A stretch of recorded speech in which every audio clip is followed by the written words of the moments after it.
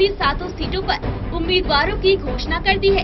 इसी के साथ दिल्ली में फाइनली सभी सीटों पर उम्मीदवारों के नाम पर से पर्दा हट गया है।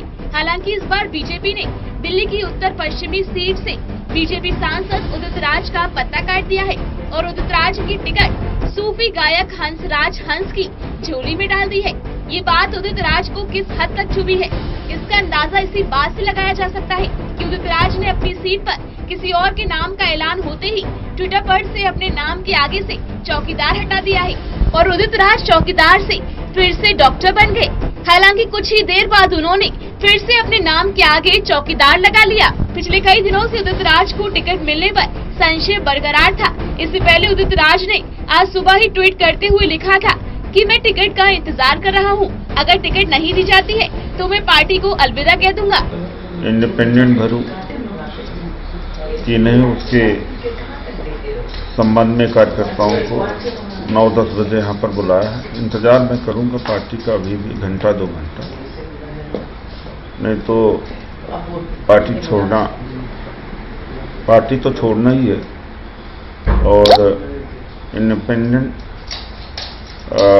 भी भरा जा सकता है क्योंकि अभी कार्यकर्ता आ रहे हैं तो पूरे देश के लोगों से संपर्क किया जा रहा है कि जो मेरे लोग हैं, उसके बाद हम फैसला लेंगे। थोड़ी ऐसे में ये कहना गलत नहीं होगा कि सांसद जी को इस बात का पहले से ही अंदेशा था कि इस बार उनका टिकट कट सकता है। तभी उन्होंने उनकी सीट पर घोषणा होने से पहले ही ऐलान कर दिया था कि वे पार्टी छोड़ देंगे। वहीं दूसरे ट्वीट में उन्होंने कहा था, मेरे टिकट पर घोषणा में देरी होने से पूरे देश में मेरे दलित समर्थकों में रोष है और जब मेरी बात पार्टी नहीं सुन रही है तो आम दलित कैसे इंसाफ पाएगा। जबकि तीसरे ट्वीट में उन्होंने लिखा, अगर उन्हें लोकसभा चुनाव में उम्मीदवार के रूप में नहीं उतारा गया तो वे पार्टी से इस्तीफा दे देंगे। हालांकि पार्टी ने उनकी धमकी को दरकिनार कर उनकी सीट पर हंसराज हंस को मैदान में उतारा है, लेकिन फिलहाल उन्होंने चौकीदार कैंपेन से अपना सहयोग वापस लेते हुए नाम के आगे से चौकीदार हटा लिया। हाँ, वो अलग बात है कि कुछ ही देर बाद फिर से चौकीदार लगा भी लिया।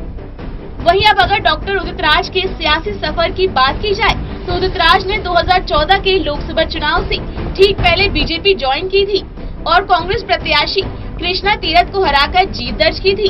साथ ही अपनी इंडियन जस्टिस का भी बीजेपी में विलय किया था। पार्टी की ओर से औपचारिक घोषणा होते ही उदित राज ने कहा कि मैंने नया सांसद होने के बाद भी अच्छा काम किया।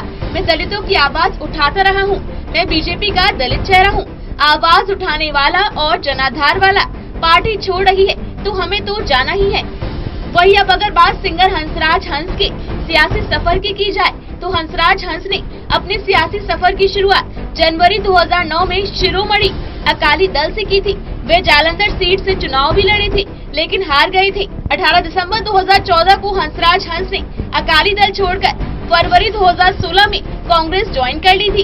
हालांकि थोड़े दिन बाद ही हंसराज हंस का कांग्रेस से भी मुंह भंग हो गया और 10 दिसंबर 2016 को उन्होंने बीजेपी ज्वाइन कर लिया।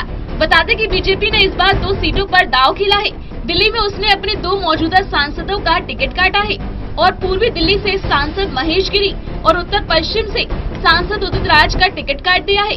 दिल्ली में 12 मई को मतदान होगा। ऐसे में देखने वाली बात ये होगी कि बीजेपी का ये दांव बीजेपी के लिए कितना कारगर साबित होता है। Election desk, total news.